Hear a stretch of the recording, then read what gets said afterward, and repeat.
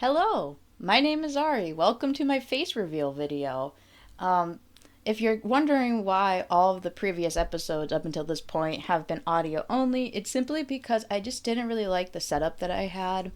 It was very poor lighting, there was no natural light nearby, very cramped, very hard to set up a good camera angle and make room for my microphone, and it was just a hassle, and I didn't want a camera to be the reason why I didn't make content sooner. So that's why. But recently, my boyfriend decided to rearrange our apartment a bit, and he put all of the gaming computer stuff in a different room. So now my camera is set up right near the window, so I have natural light coming in. It's a lot less crowded, a lot more like space to set things up. So hence camera. So from here on out, everything that I post, you'll be able to see my face. So I thought for my first for my first episode, I would start off with a reaction because I feel like it's an easy way to get some content out, but it'll give me a lot of experience with just editing in general now that I have to worry about camera angle and a camera setup and just all that. So I recently found a video that came across my YouTube recommended, and I watched maybe like the first couple minutes of it just to get a feel for it, and I definitely want to react to it. And it's about the drug crisis going on in Boston. I am from the New England area, so this video hits very close to home, and I'm very familiar with the problems that this video talks about. So yeah, figured let's just get started. This might be a two-parter because the video itself is about like 40-ish minutes long. And because for fair use content, I believe you have to like transform it, so I will be pausing it a decent amount and just giving my thoughts and opinions and all that. So yeah, let's get started. Have it pulled up like I said, and it's the video is called Methadone Mile Inside Boston's Drug Epidemic by Tommy G. And like I said, this video was posted about a year-ish ago. Yes. Well, posted in 2024, so coming up on 2 years. But anyways, let's get started. Don't mind the janky headphones. These are old. Need to get new ones eventually. We've seen this situation spiral out of control during the past 5 years. It's a complex problem, and the city's plan isn't working. It's impacting businesses, residents, and the hundreds here on the streets. Seeing this just makes me so sad. And when you're using, you don't realize it. It really opens your eyes to just how bad it really is. That's many zombie land. Nothing but zombies walking around. That's really their world over there. You ever hit Mass Ave? That's Geeker land. Felt alive my first tote of crack. Imagine that when karma is hoping today won't be the day that they relapse. In the 90s, Big Pharma flooded the market with pain pills, getting millions hooked and walking away with billions in profit, all while facing little to no. I think most people are aware by now that Big Pharma is behind a lot of the problems and also encourages a lot of problems to keep going and get even bigger. Like there's like a big link between big food and big pharma, how big food will push products that are bad for you and cause like cancer or just are known to cause like really bad health problems, and they work with big pharma because then big pharma will give you the medication to make you feel better, and because you feel better, you'll just keep eating the foods that big food produces, like Kellogg's and like Cheetos, Doritos, like all the Hostess, like Little Debbie, like, so they work hand in hand. So it's really not a shock to me, or I feel like to most people, that big pharma was a big reason why there's a drug crisis currently in Boston. No consequences. But the aftermath of what they did is still visible in the streets of Boston today. In this open-air drug market, crack, fentanyl, meth, and xylazine habits are as cheap as a few dollars a day. And here in these streets, people are trapped in a grim and brutal cycle of addiction. In this story, we'll peel back the layers, speaking to people from Harvard doctors to people selling crack, and from the addicts fighting for survival to those who have escaped their addiction and now work to help others. Furthermore, we aim to uncover the deeper question of how Methadone Mile came came to be. As we unravel this mystery, we'll reveal how a single failed infrastructure project may be a key factor behind the hundreds now living in the streets of Boston. Welcome to the side of Boston you've never seen before. This episode is...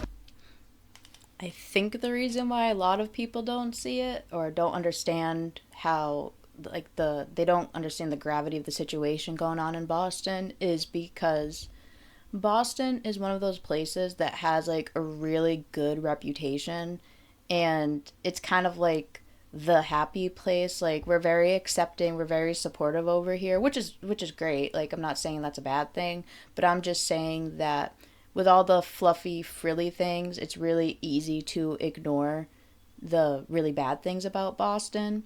Or people don't really want you to know how bad Boston can be because they have all these other things going on for itself. I don't know. That's just my opinion. I don't live in Boston, but I've been to Boston many a times. Some of my family members work in Boston.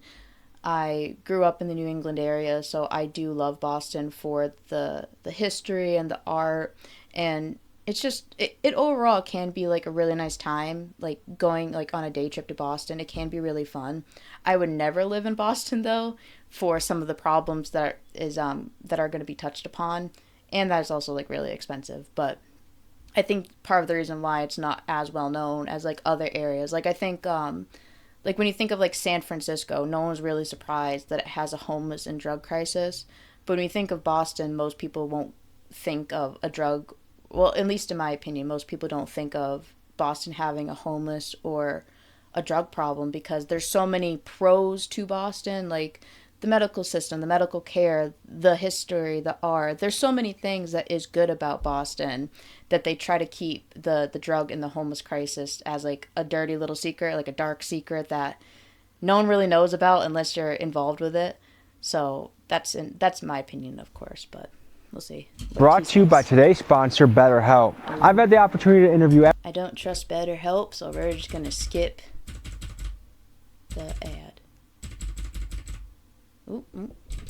Skip part of it. Oops. Okay.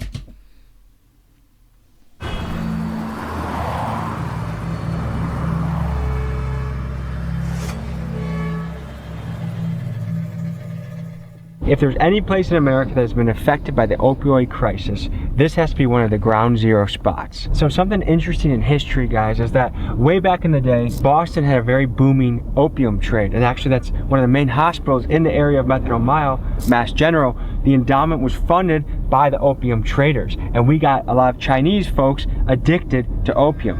Fast forward to today, now Chinese fentanyl is flooded our streets, and the very hospitals that were created from that wealth of the opium is now being used to help fight fentanyl addiction. So it's interesting the parallels of history, how it weaves and ebbs and flows. The first guy we're going to meet with is a guy by the name of Eric, who also goes by his rapper name Exit Fame. By day, he's a recovery specialist that helps people navigate their own addiction and get better. And by night, he's an artist. He's a rapper. He's actually on tour right now. Nice to meet you, man. Nice to meet you. Welcome, guys. Good.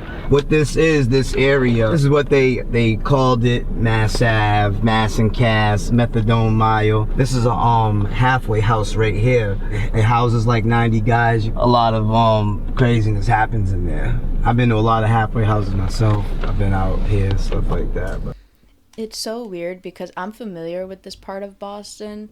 I've never had to like stay in it or anything like that. I've mainly just like driven through it for like to get to wherever I needed to go, or like with family driving through it because of like whatever we were doing. But yeah, there's like it's really weird because I've seen, like I referenced before, the San Francisco thing.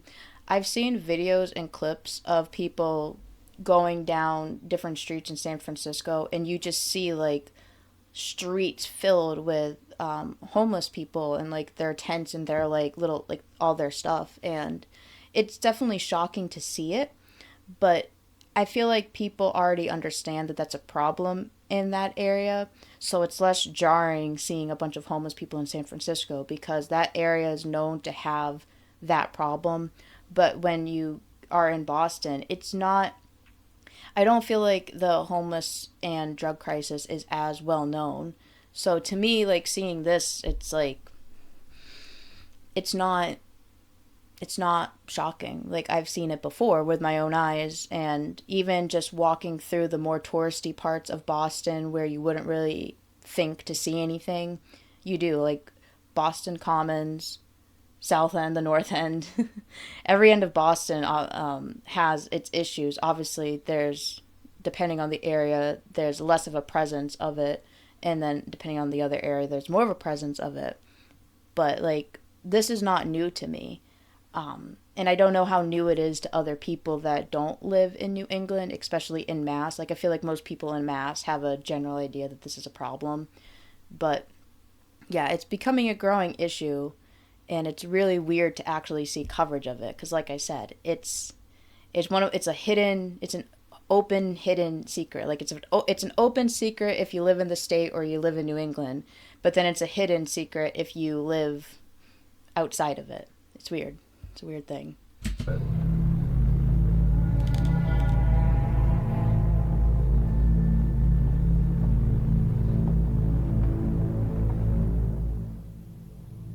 Some of these people I know, like my guy right there. What up, dude? What up? What up, man? Not much. What are you up to? We're actually doing a documentary on this area, but I know everybody don't want to be filmed. You know, might have a couple bucks for you. Meet me around the corner or something. Where do you want me to go? Go to the gas station. Not everybody can come out here. You know what I mean? Bottles chucked at our car if it was just us here. Yeah. How long have you been sober for? 5 years. What did it take to get that, to get clean? A lot of pain. It's crazy because I'm a recovery coach with Gavin now. I'm working in Beth Israel hospitals. I came from circumstances, man, where I was a follower. You know what I mean? Being a follower, it put me in situations where 17 years of my life in prisons, DYS, you know what I mean? Without Eric with us, we would have gotten a very... I don't know if they'll like touch upon it, and so in case that they don't, there is like a very heavy gang culture.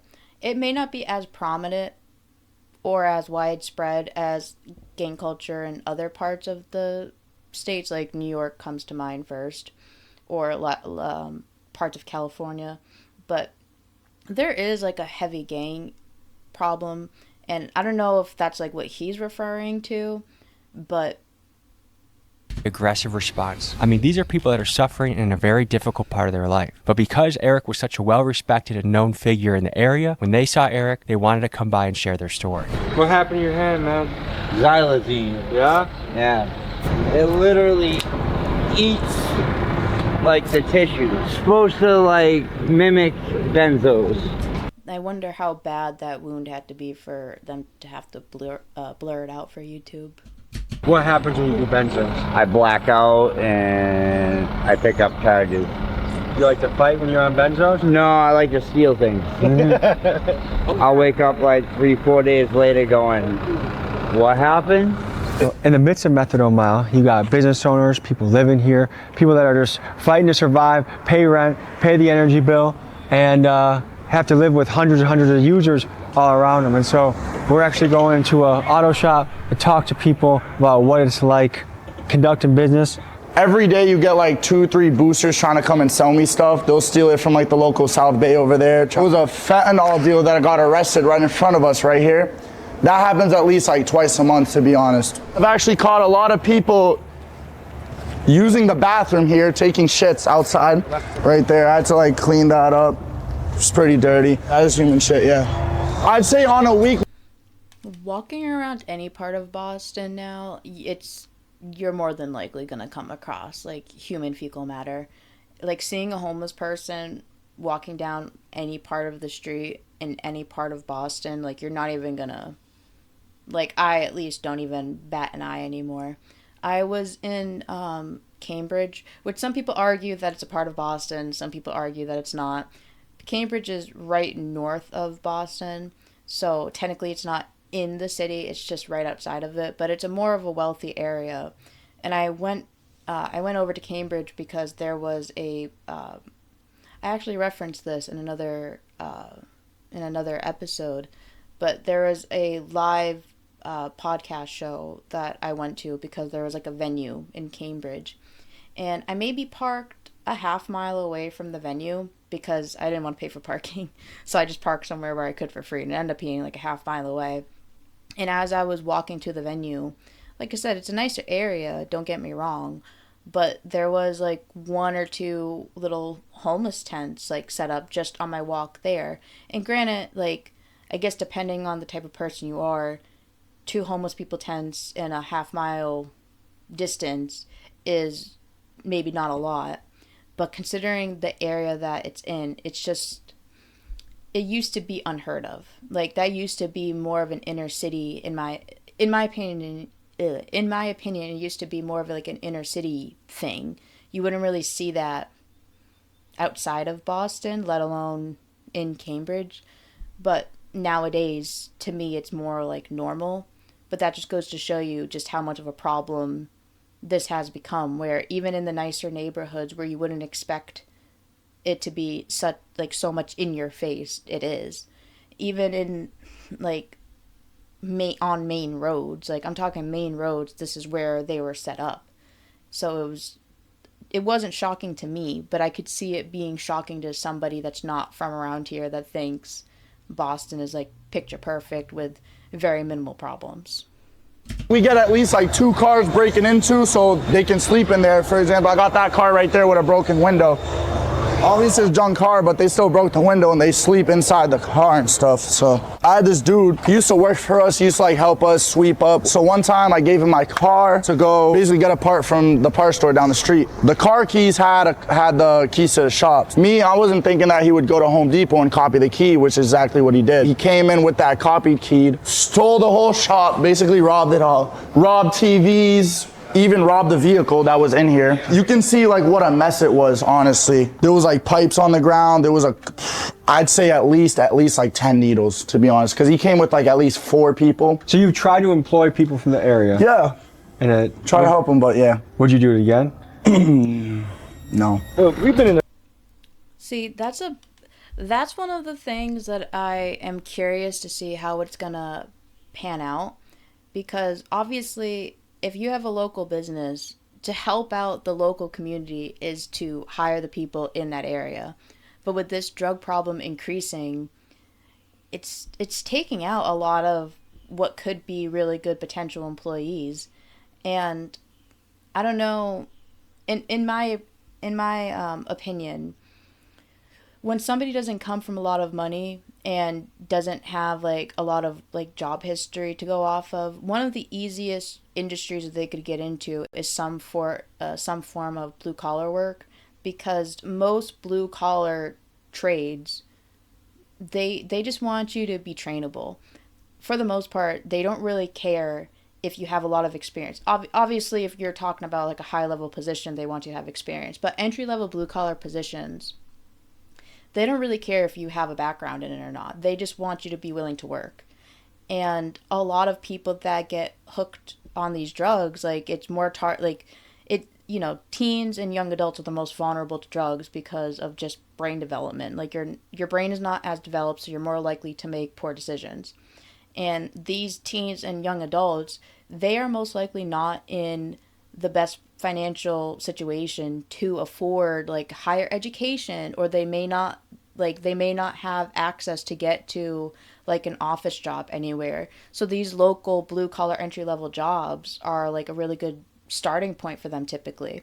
That's where I got my start. Like I work blue collar still, but if it wasn't for a job taking a chance on me, granted my situation was different, but I won't go too much into my background. But my point is, when you can't hire locals to do entry-level jobs, not only does the local business suffer because it's harder for them to find work, but it makes the community as a whole suffer because there's no one in that local community making okay money. Like, the local businesses, they have no choice but to outsource their work to other people that live outside of the city. So the people in the city aren't getting the help they need because they're not making the money, but the local business also can't, it's not fair to the local business to hire somebody that's unreliable and that might steal from them just because they feel bad. You know what I mean? I think that's why commuting like to and from Boston via train is becoming so much more popular, because you have people that can't afford to live in Boston but want the Boston jobs, so they will live somewhere a lot cheaper just commute to Boston, and then other than working, they go, like they dip.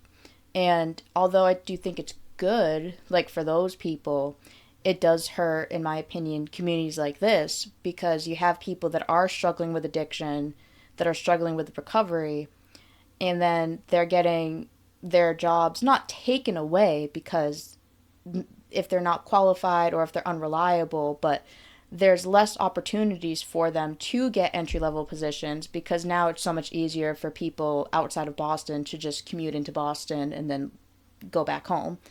So it is really sad to see because, like I said, in my opinion, blue-collar jobs are one of the easier jobs to get with no experience. And if you're easily trained, you can pretty quickly climb up the ranks. Like you can pretty quickly like earn your keep at a blue collar job, whether it's in the auto industry, manufacturing industry, like even welding and plumbing, like a little welded, like a family owned like welding or plumbing business. Like if you start from the bottom and do a good job, like it's really easy to climb up the ranks from that.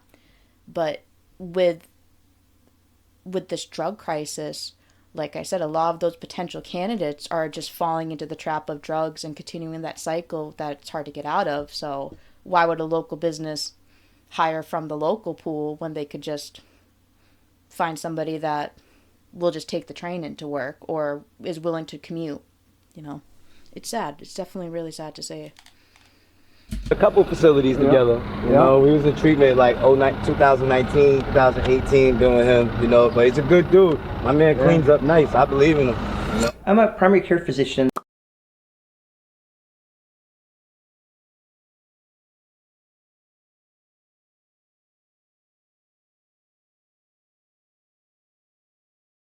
At Massachusetts General Hospital, and I teach medicine at Harvard Medical School. Yeah, the recovery process off of opiates is awful. First of all, you're physically addicted, and it's miserable to come off the opiates. How accessible is recovery in the city?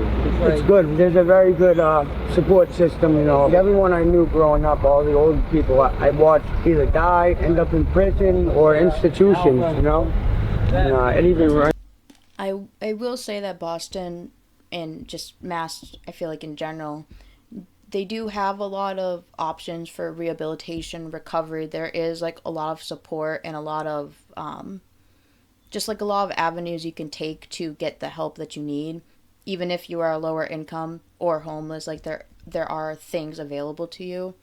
I just think overall the problem is that the culture, like drug culture, is just so prominent that it's just hard to balance the good with the bad on it. And in these communities, it's just so common to be doing drugs from such a young age. Like no one, it's not anything crazy to hear about somebody doing drugs at a young age. Like it's very common. I'm sure in other parts of the nation, it's also really common to just be doing drugs and doing whatever. But again, ties back to Boston's dirty little secret of a drug crisis and the types of people and communities are affected by it. In my family. Is that when you were growing up, when you were young too? Yeah. I started seeing it when I was young, you know. What do you see as the way out of all? I know that the only way out of all of this is to do the right thing, make a step to change the life, and, you know, get sober. You get addicted, your sort of emotional connection unfortunately becomes with the drug itself, and you sort of tune out other people. So the minute you take the drug away, you're very lonely and you're just kind of stuck in this awful place where you're.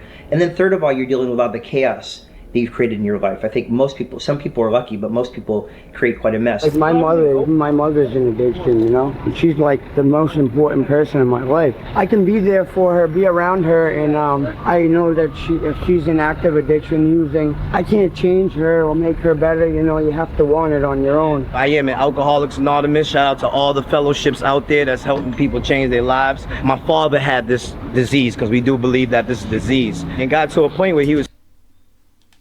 I have my thoughts on if alcoholism is a disease or a disorder.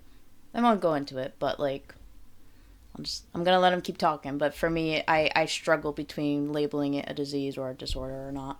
Sneaking drugs out of my stuff, and one day I found him dead in the house. I had to smoke crack to deal with life. I had to use dope to deal with life. But now I'm stealing from my mother. I'm stealing from my kids, and the craziness that I did to get the next one jumping in cars while they're still running, only to find that there's a baby in the back. I'm playing with my life now just to get high or steal something from someone's car I haven't used since 2019, August 3rd. For anybody out there watching this, man, and seeing the reality of what's really going on, nobody wants to be in this situation. We all looking for a way out, and that's why it's never go back. I will say, no matter my thoughts on if it's a disease or a disorder, I truly think no one would ever choose to have an addiction. That's why I struggle with the labeling of it. I do think it's partially a choice to maybe get started in that habit. Maybe not for everybody, because everybody's circumstances and everybody's brain works very differently. Everybody has other people around them. But I truly think that, like, if you went up to any addict, whatever, like, no matter what they're struggling with, and you were like, hey, if you press this button, you will not struggle with this addiction anymore. Like, you won't have thoughts of it. You won't face the negative consequences of it. Like, you would make your problem disappear. 99.99999% of people would choose to, get rid of it. So I have sympathy for every single person that is in this video or is not shown in this video that struggles with an addiction. It's definitely probably one of the hardest things to overcome, especially now that there's more of a drug culture and it's becoming more prominent. And then you have drugs that are just so much more addictive and that change your brain so much and make it 1,000 times harder to quit. And I think also what happens is if you do a lot of damage to yourself and to your life, you might find it so impossible to fix it that instead of trying to get on the right track, some people might be like, oh, well, I already made one bad choice, I might as well make another. And okay, I've already made 2 bad choices, so I might as well just keep going with the bad choices because they think they're too late to back out of it or they're too late to fix it. And guarantee that's not the case, but that's probably how some of these people might be feeling. With how much I've been talking, I've been recording for almost 30 minutes and I'm not even 10 minutes in. Might be a two-parter. Might be a two-parter.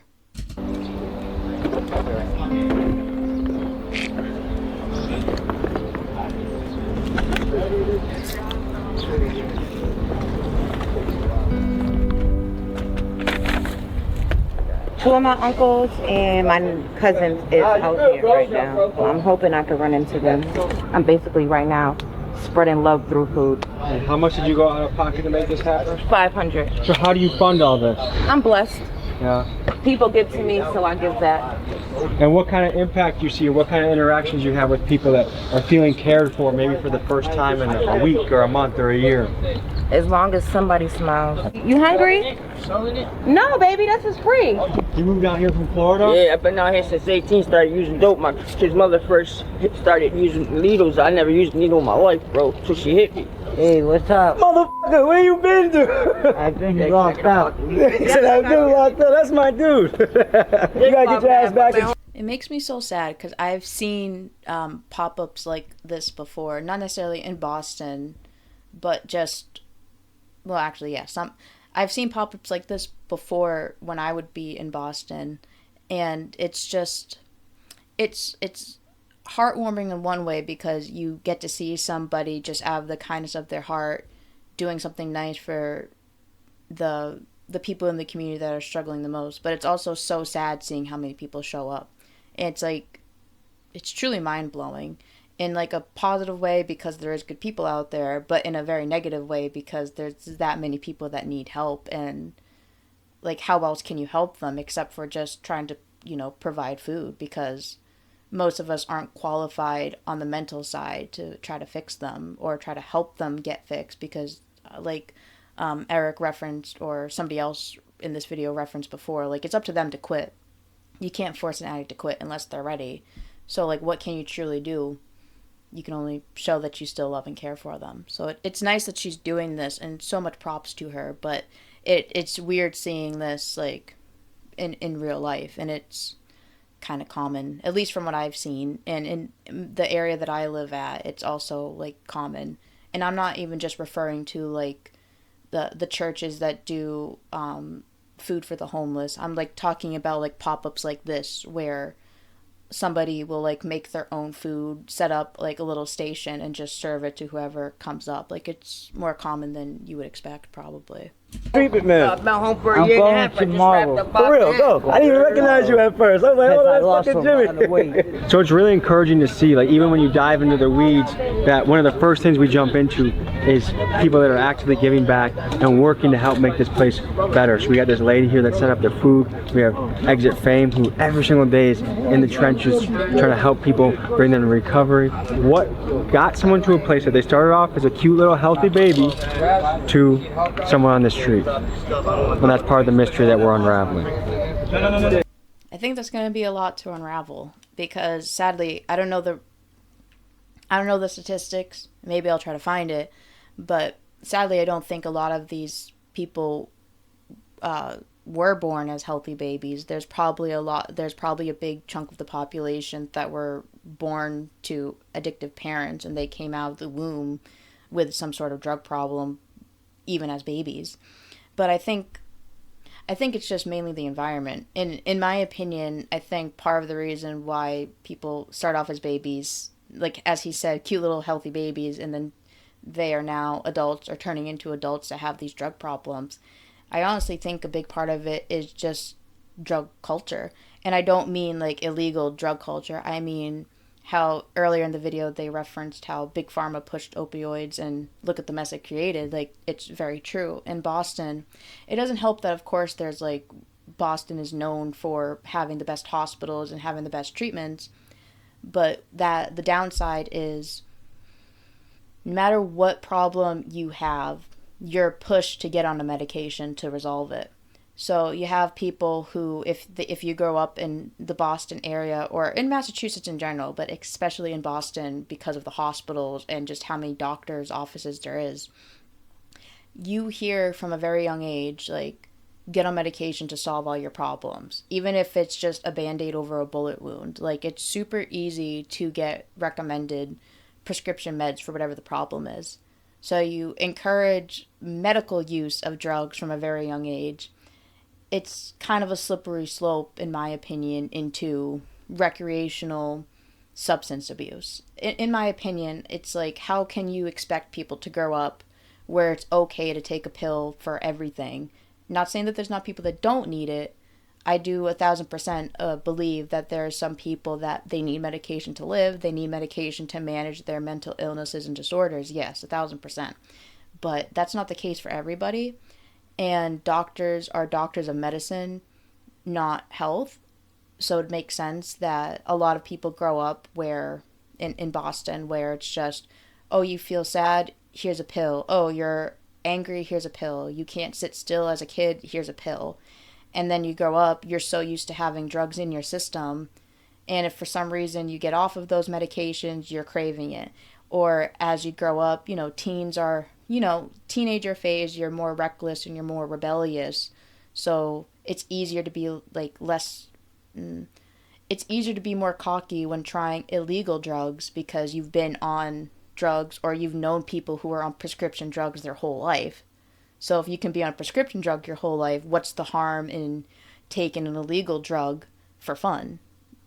Like, it kind of tracks. So I think a big part of it is just taking prescription meds is so normalized that I'm sure people are aware of the damage that, like, hardcore drugs can do. Like, he referenced fentanyl, crack, all the other things. Like, I'm sure people know that it's dangerous, but you're kind of desensitized to what that actually means because you grow up and you see advertisements for medication all over the place. And it's so commonplace to just go to the doctor. You could even lie and say you have a problem with, like, anxiety. And, like, you're basically kind of fast-tracked to get anti-anxiety meds. Like, it's super easy. And I think that's a big part of it. Of course, in my opinion, and I'm not saying that's the only factor. There's plenty of factors, but I think that's the biggest one. And that's also the hardest to dismantle, I guess, because it's in our policies, it's in our healthcare system, it's part of our government. Like, it's very hard to dismantle it, but in my opinion, that's the biggest problem. I should also say a lot of money goes to funding like big pharma and the hospitals, so they're incentivized to keep pushing it because that's where they get their money from.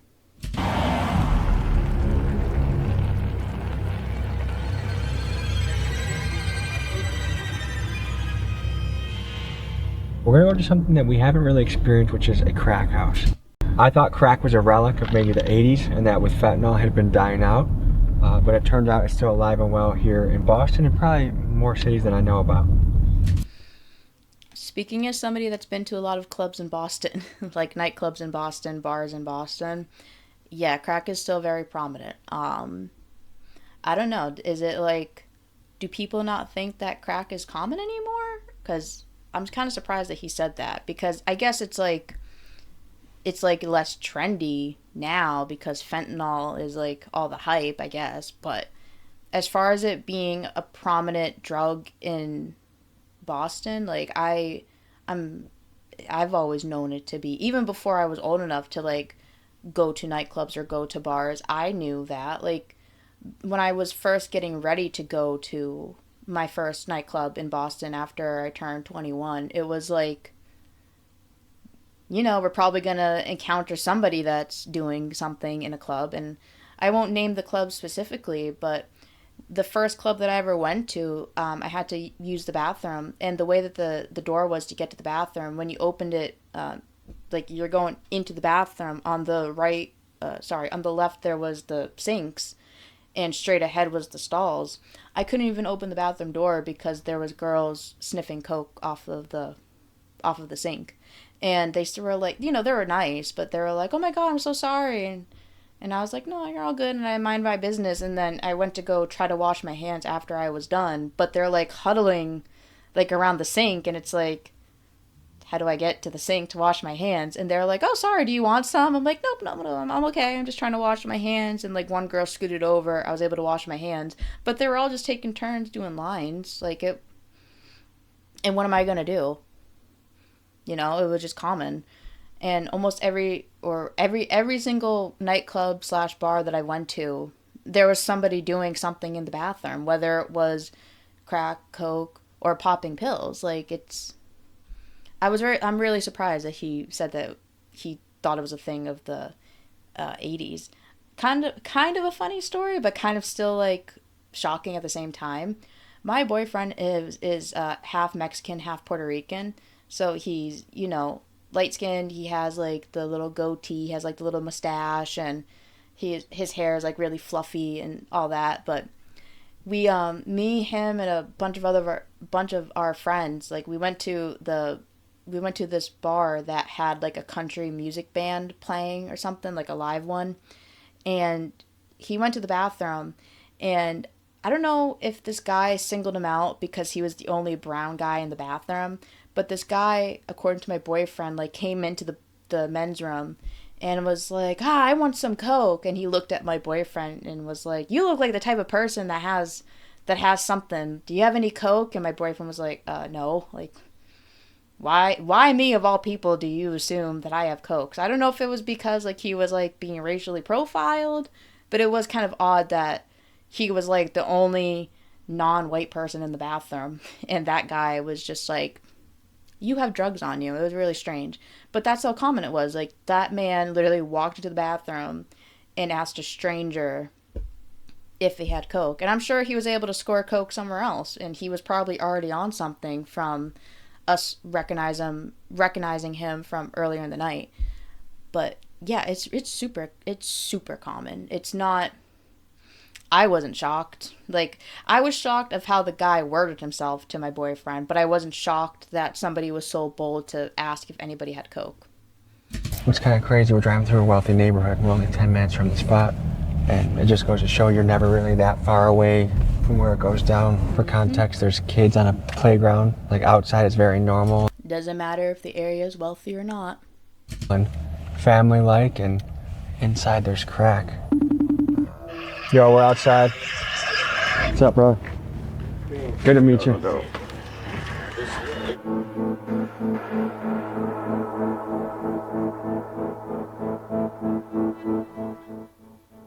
Alright, you here with Chef Twin. We're gonna show you how to turn this into a cookie.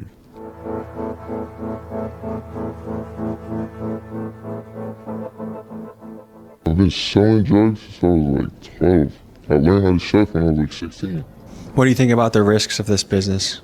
There's always a bunch of risks, but that's what comes with it. You gotta take risks to get rich. That's my motto. Is there such thing as secondhand high just from cooking it? I think you guys wanna this is around the time where it'll start doing that. But if you can see, it dried up. I don't know if them covering their noses with the hoodies is doing much, but okay. It's not funny, but it kind of is at the same time. I don't know how much that's working for them, but... Do you ever feel bad for the fiends? Not really. I actually love my fiends too. I don't be feeling bad though. I feel like whatever you're consuming is on you. When you look at Mass Ave and all the people outside on the street, what role do you feel like you play in all of that? I'm there for them. They're gonna get it one way or another. I'm just helping them out, making it easy for them. In the last 7 days, how much money would you say you've made doing this? Probably like 4,000. Not too crazy. Have you ever lost a client? Yeah, I have actually. She got high in front of her. She just kept getting high. She got high. Just kept buying. And so she ran out of money. When she ran out of money and I seen that she was like, I left. Like the next day, 2 days later, we got the call saying that she was dead from my other scene. Not every scene was able to fit into this video, so to see a treasure trove of inside access to see things you can't find anywhere else on the internet, click my Patreon link. It is in the description. It's sad, but it's common. Like I have family members to this day that, and their friends, because I'm referring to people that are much older than me. I'm not referring to like anybody that's around my age, but I'm sure there are people my age that I'm connected to that I just don't know that have this problem. But people in my like personal life, you would never expect that the house that they're going to is a crack house. And like I said, it's just doesn't matter what area you're in. I'm sure this is a problem with every area too. Like every part of the nation has its nice and bad areas, and every nice area probably has that like one spot where you would never think there's like a drug house going on. But yeah, this doesn't surprise me at all that it's in a nicer part of Boston and there's just some guy making crack. And even his age, like from what my parents have told me as they were growing up and as they were going through life, almost every single one of their friends was having sex and doing drugs at a very young age. Like in middle school, doing things that some adults don't even do. So as sad as it is to hear that he's been doing this since he was 12 and that he's been cooking his own stuff since he was 16, and I don't know how old he is, but he can't be much older than me. Like, it doesn't really surprise me whatsoever. It really doesn't. I'm so transformative.